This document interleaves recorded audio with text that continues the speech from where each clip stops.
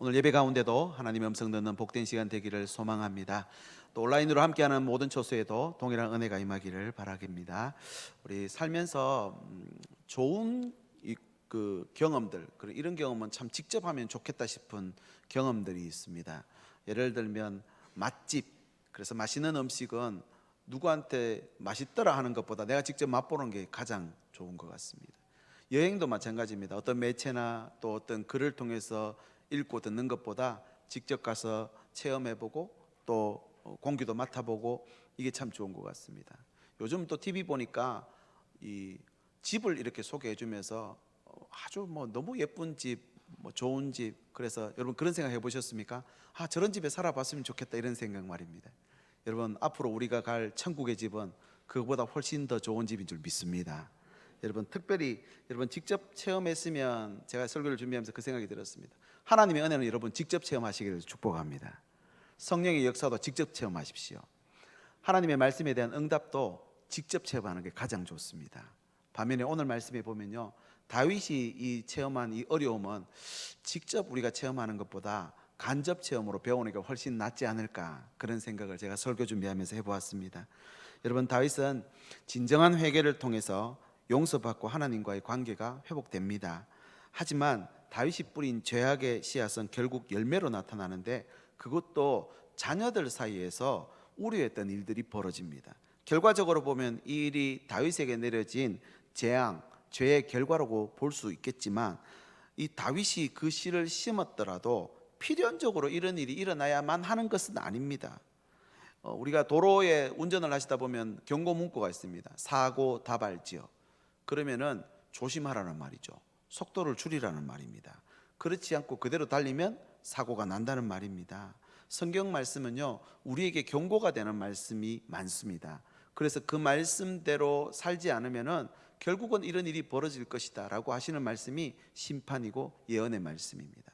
예수님도 가룟 유다에게 공생의 기간 내내 경고하셨습니다. 너 그렇게 하면은 안 된다.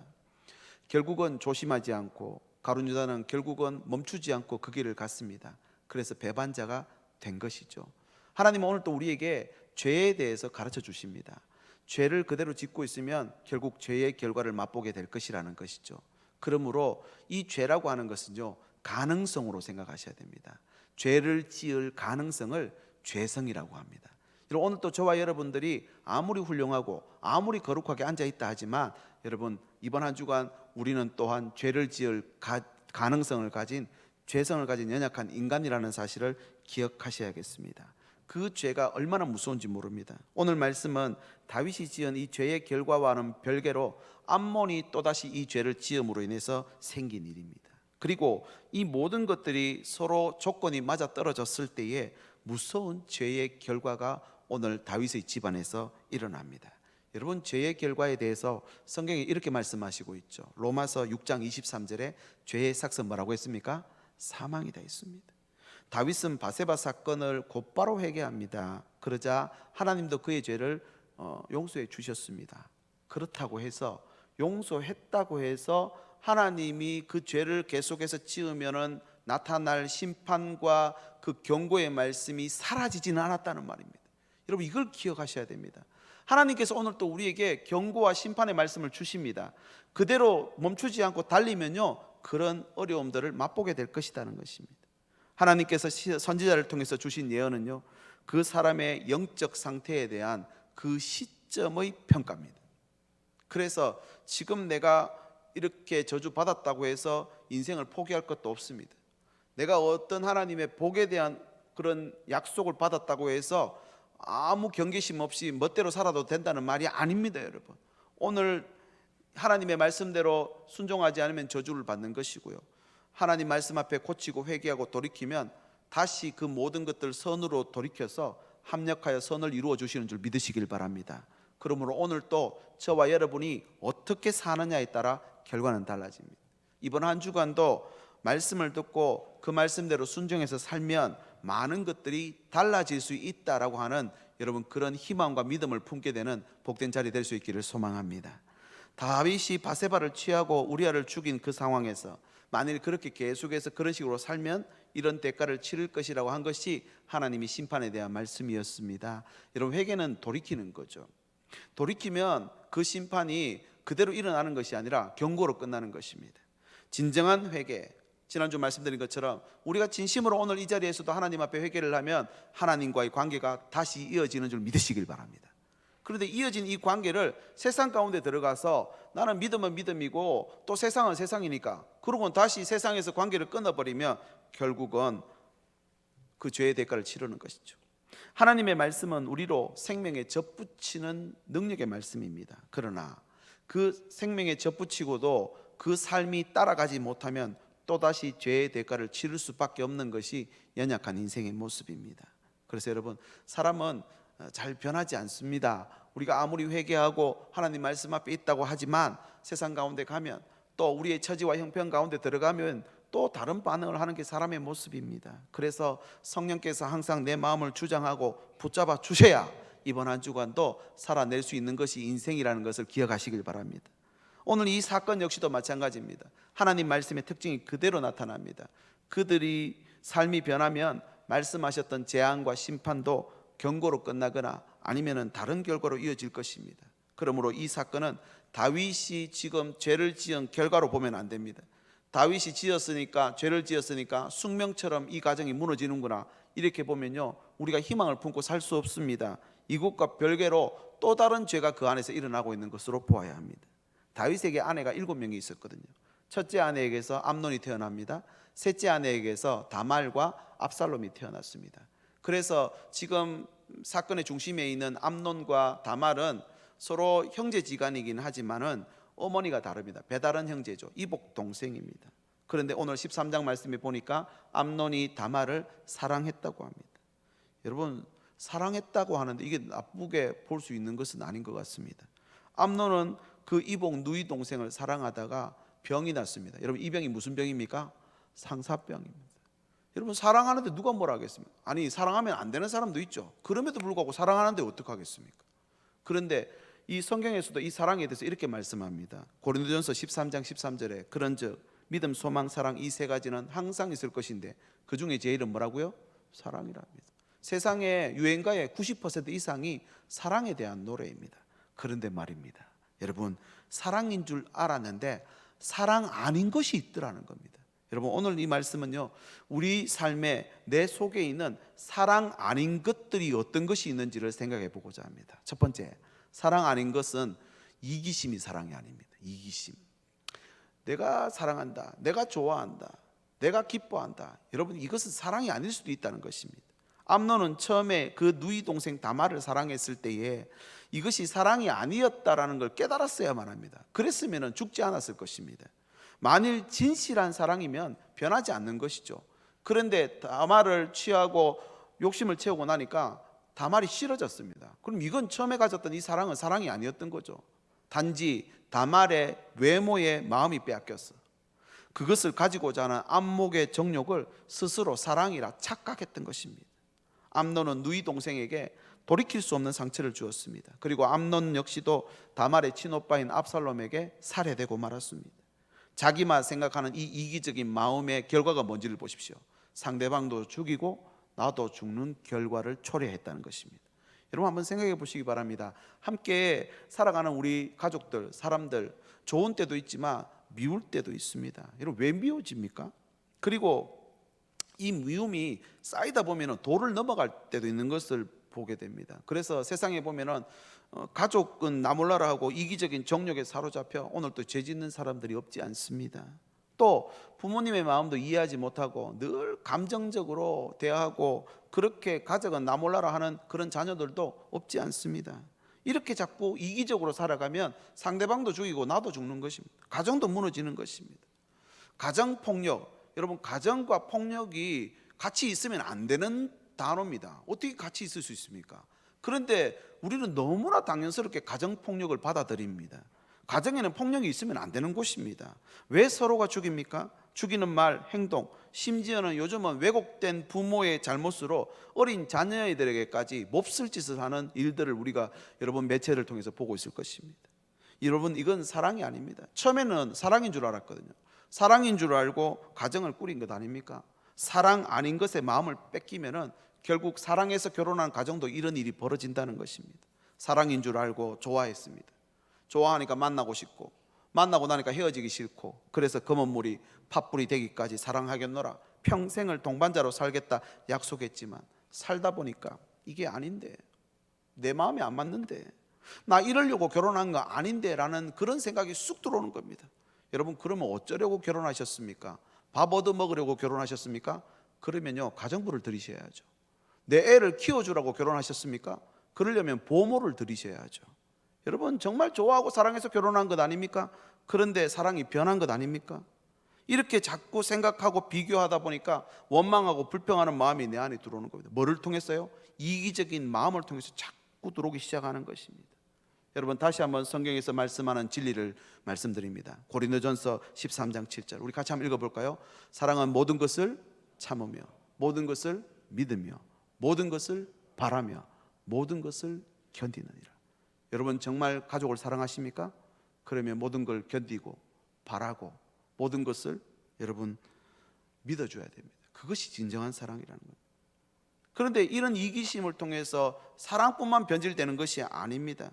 내 마음도 내가 나를 얻지 못하는 상황이 생깁니다. 어떤 분들은 게임 중독에 빠지면요, 다른 게 눈에 하나도 안 들어오는 거죠. 도박 중독에 빠지면 어떻게 됩니까? 하나도 삶이 안 되는 것입니다. 심지어는 사소한 것에 마음을 빼앗기면요, 자존심 상하기 시작하면요, 가장 친한 친구끼리도 죽고 죽이는 관계가 되더라는 것입니다. 또 뿐만 아닙니다. 내 자신도 내가 죽이게 됩니다. 우울증이라는 병에 걸리면요, 나 자신을 내가 죽이는 극단적인 선택을 하게 됐다는 것입니다. 이 모든 것들이 나도 내 마음을 어찌할 수 없는 상황에서 생긴 일입니다. 이런 경우 보기에는 사소하게 보여도 빠지면은 스스로 극복이 안 되는 것이죠. 그 숨소리만 들어도 미운 마음이 생기는데 어떻게 사랑까지는 하겠습니까? 세상 어디를 봐도 내가 살아갈 곳은, 기댈 곳은 없는데 무슨 희망을 가지고 살겠습니까? 여러분 보십시오. 암논이 지금 사랑이라고 여겼는데 사랑이 아니었더라는 것입니다. 그래서 우리는 나만 생각하는 이 이기심을 다른 걸로 바꿔야 됩니다. 뭘로 바꿀까요? 이타심, 이타적인 삶을로 바꿔야 됩니다. 이기심은 상대방도 죽이고 나도 죽이는 겁니다. 그러나 이타적인 말은요, 상대방도 살리고 나도 살리는 것이라고 믿으시기를 바랍니다. 이기적인 안목의 정욕에 사로잡히지 않으려면 이 안목의 정욕을 자극하는 그 어떤 것들과 거리를 두어야 됩니다. 내가 듣고 있는 노래, 내가 보고 있는 매체, 아니면 내가 만나고 있는 사람이 자꾸만 나를 원망하고 불평하게 만드는, 자꾸 극단적인 그런 생각을 하게 만드는 것들이 있다면 여러분, 이번 한 주간은 끊어버리기 바랍니다. 친구라 할지라도 손절하셔야 됩니다. 그래야지 나도 살고 그도 살리는 것입니다. 오늘 말씀에 암논의 잘못된 이 선택을 하는 가장 중요한 원인 제공이 누구냐면 요나답이라고 하는 친구입니다. 3절에 보니까 간교한 자다, 이렇게 성경은 판단하고 있습니다. 이 암논 옆에 요나답이라는 간교한 자가 계략을 자꾸 만들어내는 것이죠. 여러분, 그래서 친구도 구별해야 됩니다. 오늘 이번 한 주간 한번 생각해 보십시오. 바깥의 원인이 아니라 내 안의 원인이 있습니다. 이기적인 마음이 들어오게 되고 결국은 내 옆에 있는 것들이 나에게 영향을 준다는 것이죠. 있으면 안 되는 곳에서 벗어나셔야 됩니다. 보면 안 되는 것들은 여러분 눈을 감아버려야 됩니다. 빨리 벗어나야 됩니다. 멀리 해야 됩니다. 예수의 이름으로 대적하십시오. 그렇게 해야지 이겨낼 수 있습니다. 또 한 가지는요, 감정대로 살 것이 아니라 말씀대로 살아야 됩니다. 세상은 뭐라고 합니까? 내가 우선입니다. 내 삶이 우선이고 내 인생이 우선이라고 합니다. 아닙니다. 성경은 말씀이 우선입니다. 하나님이 그렇게 하라 하셨으면 해로울지라도 지키는 것이 하나님의 뜻에 순종하는 길임을 믿으시길 바랍니다. 그래서 내 삶이 지금은 어렵고 힘들고 그런 상황 가운데 있지만 하나님께서 하라고 하셨으니까 감당하는 겁니다. 그러면 말씀대로 사는 것이죠.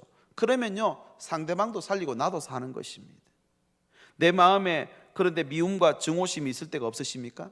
염려와 걱정이 있을 때가 없으십니까? 집착과 질투, 좌절과 절망감이 내 안에 들어올 때가 있습니다. 여러분, 이거는 내 감정이 아니라고 여러분 생각하셔야 됩니다. 그럼 누가 이런 불을 자꾸 지필까요? 여러분, 이런 원망, 질투, 미움, 이런 절망, 이거는 사탄이 주는 겁니다. 자꾸 사탄이 나에게 이런 걸 줄 때 여러분, 이걸 빨리 꺼버려야 됩니다. 마귀가 내 감정을 가지고 장난치지 못하도록 가만히 내버려 두면 안 된다는 것입니다. 왜 그렇습니까? 사람이 타락하면서 마음이나 감정도 타락했기 때문입니다. 말씀의 지배를 받지 않는 마음이나 감정을 따라가다 보면 그야말로 자기만 생각하는 이기심에 빠져들고, 이 이기심을 통해서 원망과 불평이 우리 삶에 들어와서 상대방도 죽이고 나도 죽는 삶이 된다는 것을 기억하십시오. 두 번째는요, 무관심이 사랑 아닙니다. 이거 무관심. 사무엘하 13장 21절에서 22절 말씀을 읽겠습니다. 다윗 왕이 이 모든 일을 듣고 심히 노하니라. 22절, 압살롬은 암논이 그의 누이 다말을 욕되게 하였으므로 그를 미워하여 암논에 대하여 잘잘못을 압살롬이 말하지 아니하니라. 여러분, 이 말씀에서 좀 이상한 점 발견 못 하시겠습니까? 아버지 다윗이 화가 많이 났습니다. 근데 그걸로 끝입니다. 다말의 오빠 압살롬이 화가 많이 나서 미움이 들어왔습니다. 그런데 잘잘못을 말 안 합니다. 앞뒤가 안 맞습니다. 70인역, 구약 성경을 헬라어로 번역한 70인역에 보면요, 다윗이 암논을 징계하지 않은 것은 암논을 너무 사랑했기 때문입니다. 그렇게 번역을 해놨습니다. 그리고 구약의 학자들도 다윗이 암논을 징계하지 않은 것은 그가 이전에 밧세바를 통해 지은 죄 때문에 말할 말이 없어서 그렇게 했다는 것입니다. 그렇게 다윗은 맏아들 암논의 죄에 대해서 분노만 했지 아무 조치를 취하지 않았습니다. 그리고 다말의 친오빠 압살롬도 잘잘못을 말하지 않습니다. 이렇게 모든 것이 그냥 덮어지고 다 일상으로 돌아간 것처럼 보입니다. 하지만 결과가 여러분 아시다시피 그렇지 못했습니다. 사실 압살롬이 잘잘못을 말하지 않은 것은 더 큰 일을 벌이기 위함이었습니다. 2년 동안 경계심을 풀도록 하기 위해서 잠잠히 하고 있었던 것이죠. 여러분 보십시오. 죄를 방치한다고 그냥 저절로 해결되는 거 아닙니다. 아버지 다윗이 암논의 죄에 대해서 애써 외면하며 무관심으로 일관하니까 아들 압살롬이 일어나서 그 죄에 대해 처단을 하더라는 것입니다. 결국 아버지의 무관심은 가정 안에 엄청난 재앙을 가져왔던 것입니다. 여러분, 이 말을 새겨 들으시면 좋겠습니다. 알아서 깨닫겠지, 철들면 알겠지. 여러분, 이렇게 무관심은 사랑이 아닙니다. 내가 조금 더 야단을 칠 수 있고 회초리를 들 수 있지만 알아서 하겠지, 이게 사랑이 아니라는 겁니다. 왜 무관심이 더 큰 죄로 발전해 갈까요? 성경은 이 죄에 대해서 살아있는 존재로 표현을 합니다. 야고보서 1장 15절의 말씀에 보시면요, 욕심이 잉태한 즉 죄를 낳는답니다. 죄가 태어나서 이게 크니까 뭐로 간다고요? 사망으로 간다는 것입니다. 여러분, 죄를 방치해 놓으면 이게 자라서 결국은 우리의 삶을 잡아먹어 버린다는 것이죠. 죄를 방치하는 이유는 뭘까요? 저도 마찬가지입니다만 시간이 해결해 주겠지, 덮어놓으면 사라지겠지, 결코 그렇게 안 된다는 것입니다. 여러분, 오늘 우리 삶 속에 방치하고 있는 것들이 있는지를 살펴보아야 됩니다. 그것이 자녀의 잘못일 수도 있고요, 또 직장 안에서의 잘못일 수도 있고요, 또 남편과 아내 사이에서 일어나는 잘못일 수도 있습니다. 이것을 가만히 내버려 두면 이 죄가 점점 자라서 결국은 가정을 무너뜨리고 내 삶을 무너뜨릴 수 있다는 것을 기억하셔야 합니다. 그러므로 이 죄에 대해서 우유부단한 태도로 철들면 깨닫겠지, 알아서 되겠지, 이렇게 방치하는 것은 어떤 면에서는 직무유기입니다. 죄로 향하는 일들이 우리 눈앞에 있다면 반드시 돌이킬 수 있도록 조치를 취해야 됩니다. 덮어놓으면 된다고 안 되는 것입니다. 이렇게 죄를 방치하거나 덮어두면 죄는 가만히 있지 않고 자랍니다. 결국 그 죄가 스스로 내가 통제할 수 없는 지경이 되고 내 삶을 잡아먹습니다. 술을 드시는 분들 이렇게 말하죠. 처음에는 사람이 술을 마십니다. 그리고 나중에는요, 술이 술을 마십니다. 그 다음 어떻게 됩니까? 술이 뭐를 먹습니까? 사람 먹는답니다. 죄도 마찬가지입니다. 욕심이 잉태해서 죄가 태어났습니다. 이 죄가 자라니까 결국 그 인생을 잡아먹어 버리더라는 것입니다. 그러므로 대가를 치르더라도 조치를 취해야 됩니다. 종교개혁가 마틴 루터는요, 이렇게 말했습니다. 하늘에 날아다니는 새가 배설물을 떨어뜨리는데 그 배설물이 내 머리 위로 떨어지는 것은 내가 막을 수가 없습니다. 그러나 그 새가 내 머리에 둥지 트는 것은 막을 수 있답니다. 여러분, 어떤 대가를 치러서라도 털어내야 됩니다. 여러분, 그걸 조치를 취하지 않고 놔두면 결국 내 삶도 잡아먹고 우리 가정도 잡아먹고 하나님 나라도 잡아먹습니다. 여러분, 다윗의 이 자녀 사랑은 잘못된 사랑이었습니다. 그 방치가 자녀의 인생과 가정을 무너뜨림을 알지 못했습니다. 그렇기 때문에 과감한 결단이 필요하고 아픔도 각오해야 하는 것입니다. 심지어 예수님이 이렇게 말씀하시죠. 성한 몸으로 지옥 가는 것보다 불구의 몸으로 천국 가는 게 더 낫다. 그러면서 뭘 하십니까? 네 손이 네 발이 죄를 짓거든 찍어버리라. 정말 극단적인 말이죠. 오늘 잘 됐다, 말씀 잘 들었다. 오늘 집에 가가지고 온 가족들 다 불러앉혀놓고 그동안 쌓여있던 거 한 방에 다 풀어내면 이놈 저놈 하면서, 여러분 그건 절대로 사랑이 아닙니다. 다시 말씀드립니다. 화를 내면은 자녀들이 내가 잘못해서 정말 아빠가 화가 났구나 이렇게 안 받아들입니다. 어떻게 받아들일까요? 또 성질 났대. 여러분 이게 가장 안타까운 일 아닙니까? 가족 안 사랑하는 부모님 어디 있습니까? 그런데 그 사랑이 제대로 전달 안 되는 것입니다. 영권이 없는 것입니다. 왜 그럴까요? 본이 되지 못하니까 그렇습니다. 여러분 하나님의 진리의 말씀을 내 삶으로 드러내는 삶이시기를 축복합니다. 그러면요 자녀들이 우리 가정에 어려운 일이 찾아왔을 때 부모님이 부부싸움을 하는지, 어려운 일이 오니까 하나님 앞에 기도하는지 자녀들이 압니다. 여러분 본이 되시기를 축복합니다. 다윗은 본이 되지 못했습니다. 바세바의 그 죄를 통해서 아무 말도 할 수 없는 그런 지경에 떨어지고 말았던 것이죠.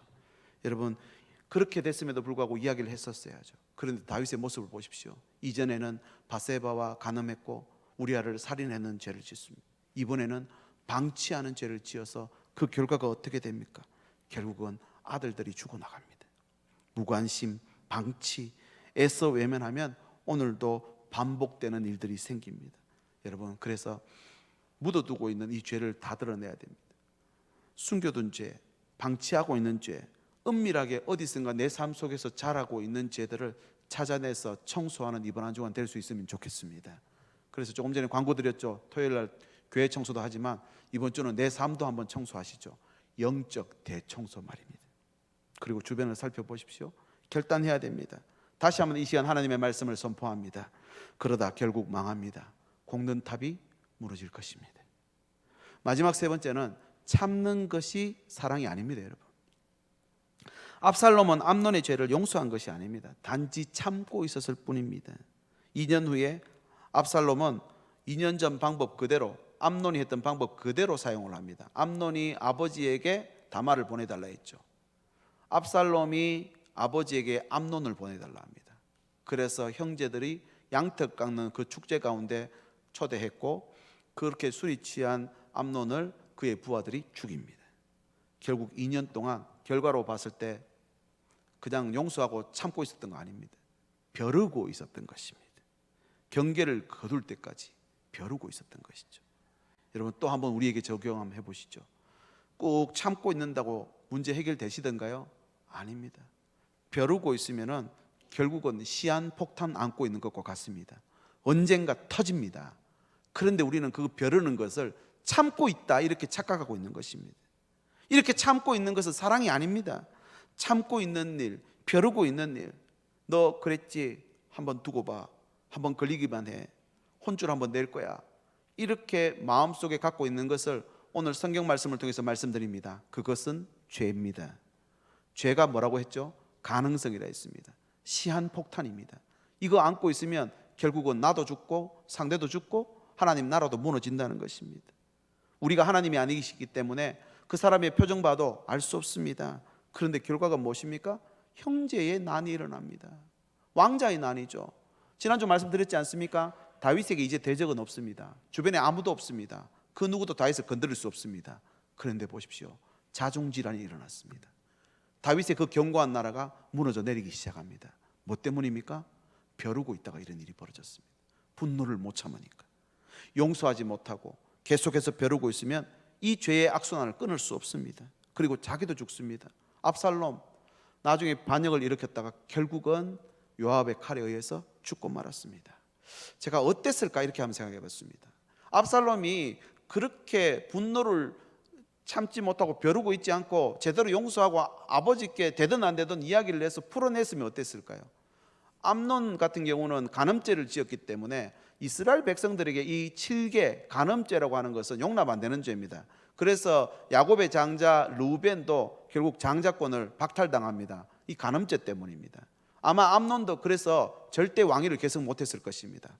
둘째가 길르압인데 길르압은 아주 미미했고 셋째 압살롬이 대단했습니다. 머리끝에서 발끝까지 정말 온 이스라엘의 사랑을 받았다 이렇게 되어 있습니다. 그리고 나중에 성문 앞에서 아버지 다윗 왕의 마음을 백성들에게서 다 훔쳐냈다 그랬죠. 그 정도로 여론을 지배할 수 있는 그러니까 지도자의 능력을 갖고 있던 사람입니다.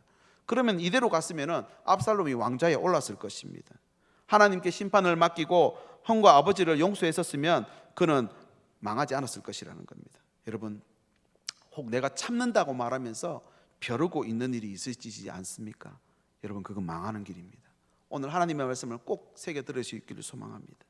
겉으로 용서한다 하면서 마음에 품고 있는 분노가 있지 않습니까? 여러분, 그러면 망합니다. 다 같이 망하는 것입니다. 또 한 사람도 있습니다. 다말. 오늘 20절 말씀에 보면 평생을 처량하게 지냈다 이렇게 나옵니다. 이해됩니다. 100번 이해됩니다. 그럼에도 불구하고 이미 벌어진 일에 대해서 결국 그 과거에 매여 있으면 자신의 인생도 이렇게 처량하게 되는 것입니다. 견디고 힘든 일이지만 털어버리고 다시 일어나야 합니다. 분노와 수치심, 그렇지만 하나님이 주신 그 사랑을 기억하고 털고 일어나야죠. 이 용서가 안 되니까 처량하게 지내는 것입니다. 여러분, 어떻게 하면 용서할 수 있을까요? 용서는요, 어떤 의미에서 나 자신을 위해서 하는 것입니다. 용서하려면 어떻게 해야 할까요? 더 큰 사랑을 발견하는 것이죠. 하늘 아버지의 사랑. 예수님이 십자가에 못 박혀 죽으셨습니다. 우리가 아직 죄인 되었을 때에 예수님이 십자가에 못 박혀 죽으심으로 하나님이 우리에 대한 사랑을 확증하셨다고 하셨습니다. 그러므로 나도 오늘 그 사랑으로 용서받았다면 다른 사람의 죄와 실수도 용서할 수 있는 것이 당연한 것입니다. 그렇게 할 때에 어떤 일이 벌어지는지 아십니까? 하나님의 은혜와 용서도, 하나님의 긍휼도 내 삶 속에서 끊어지지 않는다는 사실을 기억하시길 바랍니다. 우리 이 자리에 이번 한 주간도 하나님의 은혜, 하나님의 긍휼 없이 살아갈 수 있는 사람이 어디 있습니까? 여러분, 오늘 또 우리는 여전히 죄성 그 안에 노출되어 있습니다. 하나님의 은혜가 필요합니다. 긍휼 필요합니다. 그런데 보십시오, 이 하나님의 은혜와 긍휼이 끊어지지 않는 비결이 뭐냐? 오늘 또 누군가의 죄를 용서할 때 이렇게 하나님의 은혜가 내 삶 속으로 흘러들고 우리 자녀들에게도 흘러간다는 사실을 기억하시길 바랍니다. 그래서 나는 오늘 또 무한 용서받은 자이기 때문에 용서하는 것입니다. 그래야 나와 내 자녀를 향한 하나님의 은혜와 긍휼도 끊어지지 않는다는 사실을 기억하십시오. 예수님이 우리 죄를 지시고 십자가에 죽으셨습니다. 우리 죄가 그만큼 무겁고 그만큼 예수님이 죽으실 만한 죄라는 것입니다. 그러므로 오늘도 우리는 십자가를 봐야 살 수 있습니다. 자신이 죄인임을 인정하는 사람은 다른 사람을 정죄하는 것이 아니라 용서할 수 있게 됩니다. 이것을 성경에서는 그리스도인의 황금률이다 이렇게 말합니다. 신약 성경에서 가장 중요한 구절을 한 구절 꼽으라면 마태복음 7장 12절입니다. 우리 같이 한번 읽어보겠습니다. 시작. 그러므로 무엇이든지 남에게 대접을 받고자 하는 대로 너희도 남을 대접하라. 이것이 율법이요 선지자니라. 여러분, 남을 헤아리면 나도 헤아림 받는다. 이것이 마태복음 7장의 핵심 메시지입니다. 그 7장 7절에 구하라, 찾으라, 두드리라 이렇게 되어 있죠. 제가 그 전체 7장을 핵심을 가지고 제가 갈로로 넣었습니다. 용서라고 할 수 있습니다. 이렇게 읽어보겠습니다. 용서를 구하라. 그러면 너희에게 용서를 해줄 것이요. 그리고 용서할 사람을 찾으라. 그러면 찾아낼 것이고. 그리고 닫힌 관계의 문을 두드리라. 그러면 너희에게 닫힌 문들이 열릴 것이다. 이것이 하나님이 주시는 말씀의 핵심입니다. 그러면 나는 하나님의 은혜를 받았다고 하면서 오늘도 누군가의 죄를 용서하지 못하고 분노를 그대로 품고 앉아서 벼르고 앉아 있으면 그 사람도 죽이는 거고 나도 죽는 것이다. 그렇게 말씀으로 받아야 됩니다. 여러분, 이 말씀을 하나님의 음성으로 받게 되시길 바랍니다. 이제 말씀을 한번 정리해 보겠습니다. 오늘도 사랑 아닌 것들이 사랑의 가면을 쓰고 저질러지는 죄들이 적지 않습니다. 이런 죄를 품고 있으면요, 결국은 인생이나 가정이, 더 나아가서는 하나님 나라 전체가 무너집니다. 하지만 반대로 이 죄 문제만 내 안에서 해결되더라도 여러분, 하나님의 은혜와 긍휼은 끊어지지 않는 줄 믿으시길 바랍니다. 이것만 돼도 성공 아닙니까, 여러분?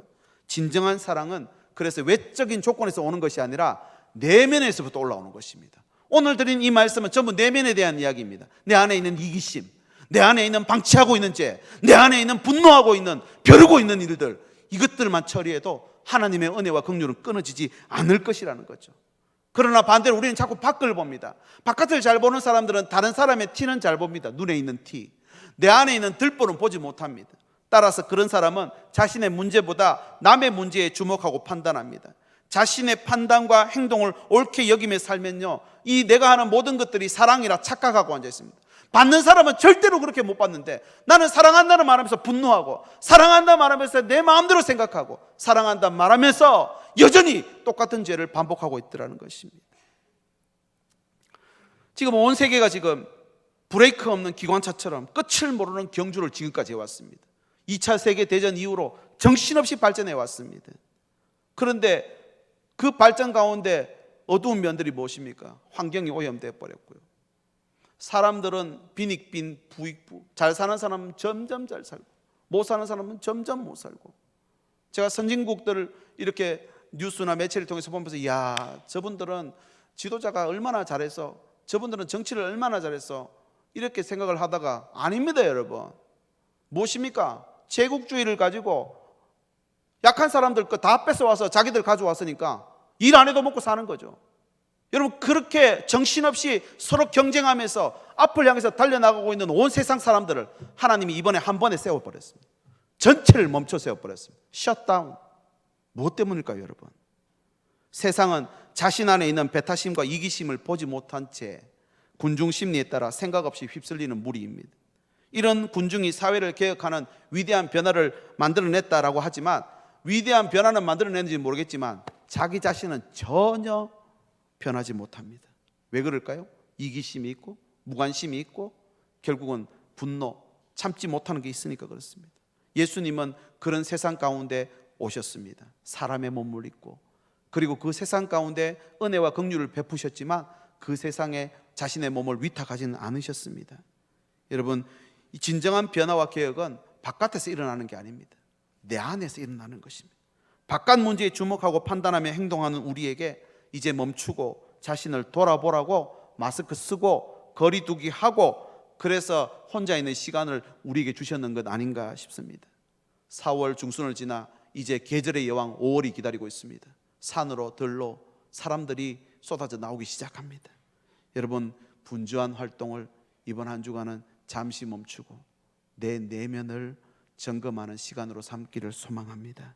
하나님 앞에 내 내면을 가꿀 때에 진심으로 내게 주어진 삶을 하나님 주신 사랑으로 바꿔줄 수 있습니다. 생각해 보십시오. 활동을 계속할 때는요, 절대 반성할 시간이 없습니다.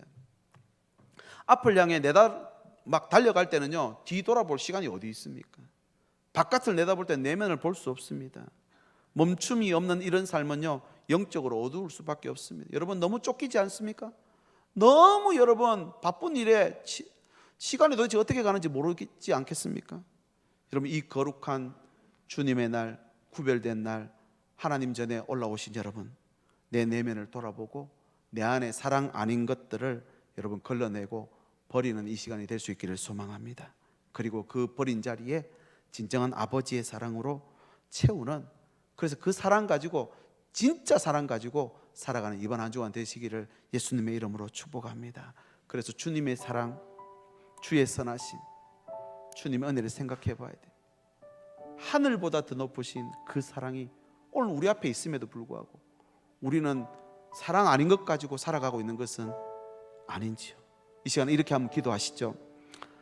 하나님, 나도 내 마음 어찌할 수 없을 때 하나님의 도움을 구하게 해주십시오. 어느 순간 잘못된 길을 걷고 있음을 깨달을 때 멈출 수 있는 용기를 주십시오. 이 감정으로 장난치는 사탄의 속삭임 앞에 내 속에 있는 미움, 시기, 분노를 쌓아두지 않도록 하나님 다 내려놓는 이번 한 주간 되게 해주십시오. 우리 같이 한번 합심해서 기도하고 찬양합니다.